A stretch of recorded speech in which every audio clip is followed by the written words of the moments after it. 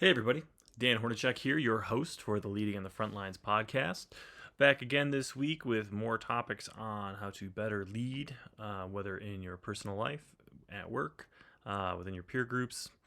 Today we're going to focus a little bit more on at work. We're coming into Q2, which is exciting. Normally the pressure kind of comes off.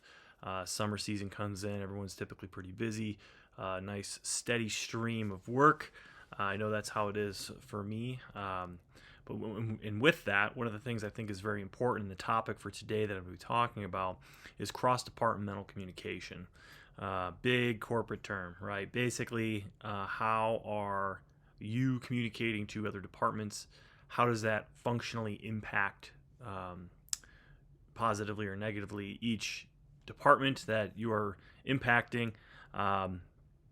And I think especially today with as fast pace as everything is, everything's sort of interconnected. Effective communication is really crucial for any successful organization. But it definitely becomes more critical when it comes to communication between the different departments. So why is it so important? Let's kind of dive in.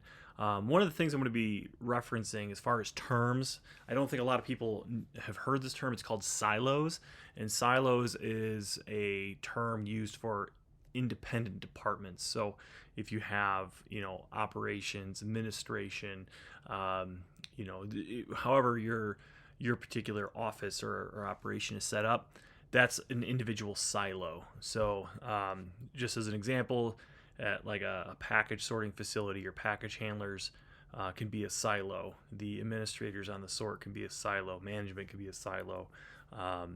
Things like that. So that's what I'm referring to. Just a silo is an individual department. So coming into cross-departmental communication is really the power of collaboration.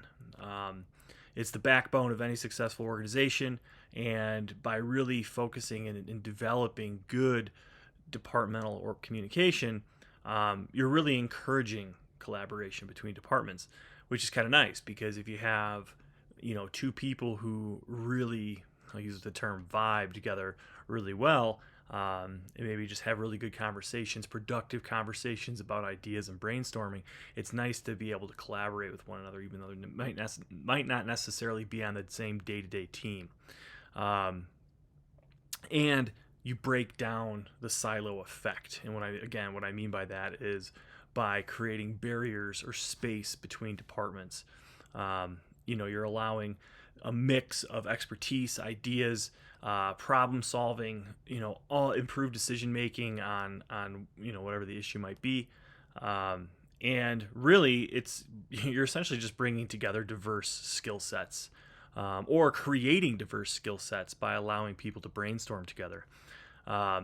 Employees may miss out on valuable insight. They might have duplicated efforts, and even work at cross purposes. And I think it's I think this happens often where there's too many chefs in the kitchen, and there might be a project that's happening within a building, and there's so many fingers in the project, but there's no communication between the individual silos. So now you're having duplicative work being done, which is just a waste of time for everyone. So how do you break these silos down, right? Silos can hinder your overall productivity, and we just kind of touched base on that with saying like duplicative work is the worst thing that could be happening.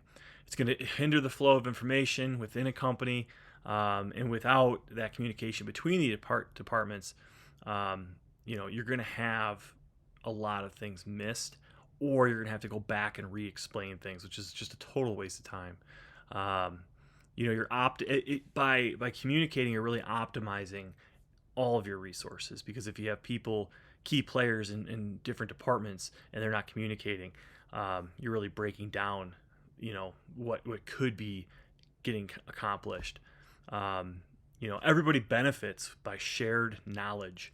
I don't understand why, by having, these barriers between departments, people find this to be a plus. Like everything's a secret. What we're doing over here, what we're doing, nobody can know. I don't understand how leaders expect there to be a unified vision within a company if no one knows what each other are doing.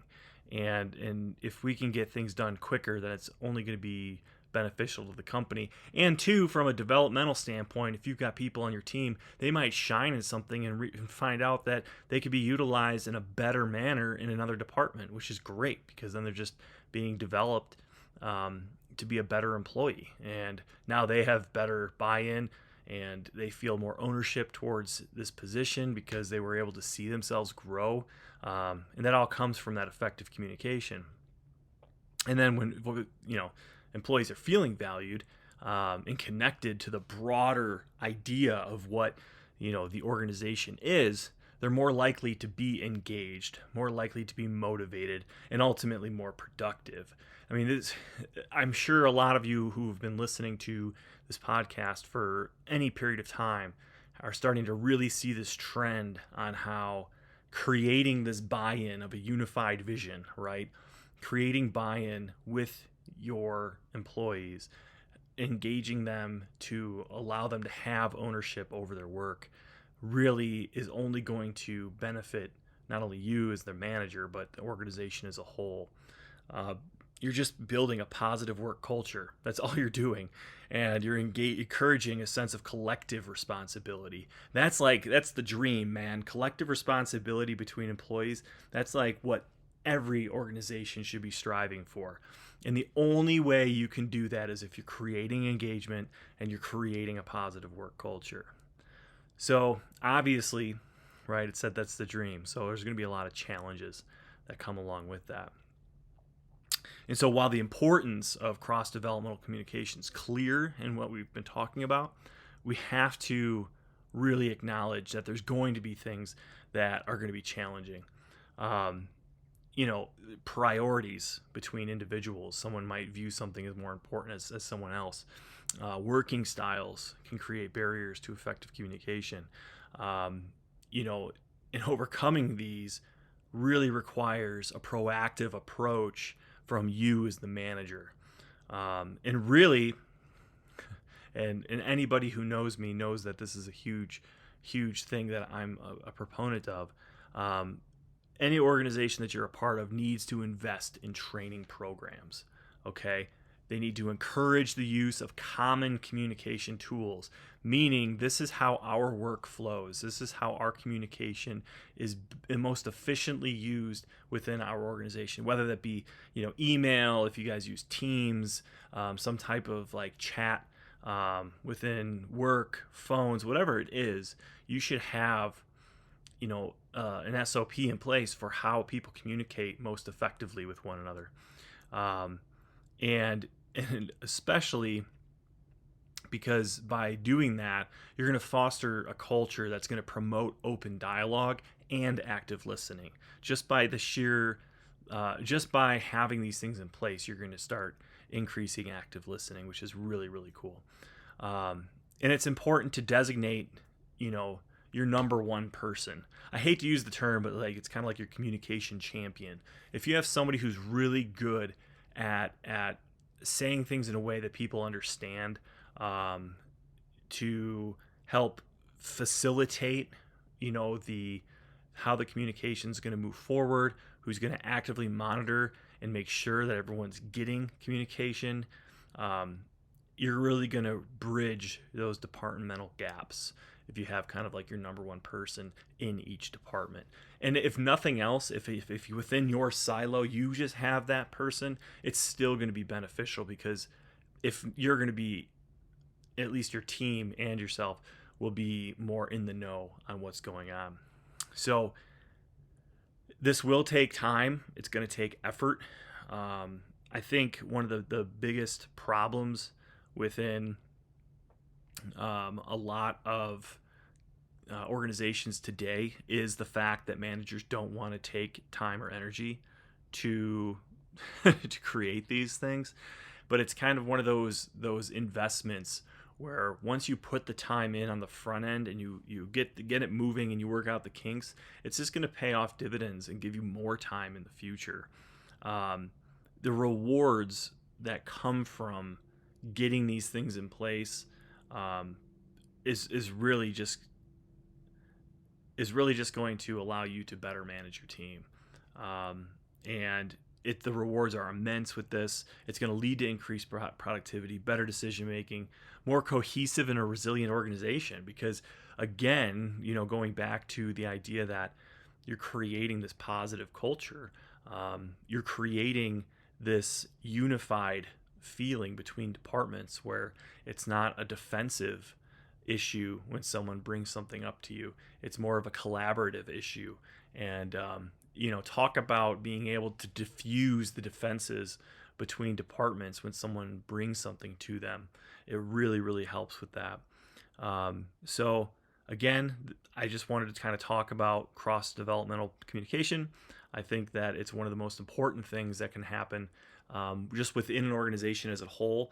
And I think, like I've mentioned many, many times before, it all starts with the manager. You have to be the one to foster this, and maybe even directly not motivate, but create the pathway for it.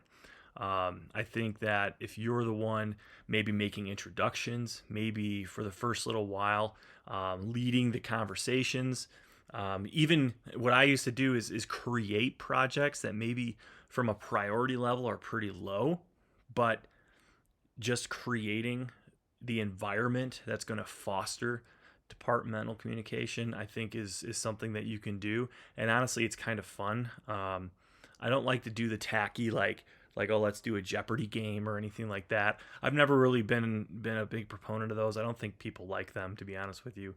I think that and it goes back to that ownership piece, right? If you want to create a positive culture and you want to create almost like a safe way for different departments to talk to one another, I think that creating a project, or if you have kind of a low level project that needs to get done, utilize that as kind of the foundation of you as the manager building this communication. Maybe even you write the SOP for it. One thing I think people too, when we talk about SOPs, not to get off subject, but these are living, breathing things. No SOP should be set in stone, and it should always be, I wouldn't say flexible, but adaptive to change within the organization. Because if you guys figure out a good communicative style and things change within the organization, another department's added, one's removed, things are going to have to adjust to stay as efficient and effective as they become once you get this in place. So you want to be able to kind of pivot and adapt with that when needed. So again, that's what I wanted to talk about today. I hope this was informative to you. I hope that it was able maybe to turn a light bulb on. I think that this should be on the top of everybody's list. Even if you have something in place or things are going well between departments, it's always something good just to kind of take a look at and reevaluate. There's always places to improve. So use this as kind of like ringing the bell to take a look at what's currently in place and how you can improve upon it. So again, my name is Dan Hornacek, host of Leading on the Frontlines podcast. Excited to be back. I hope everyone enjoyed the episode and have a great week.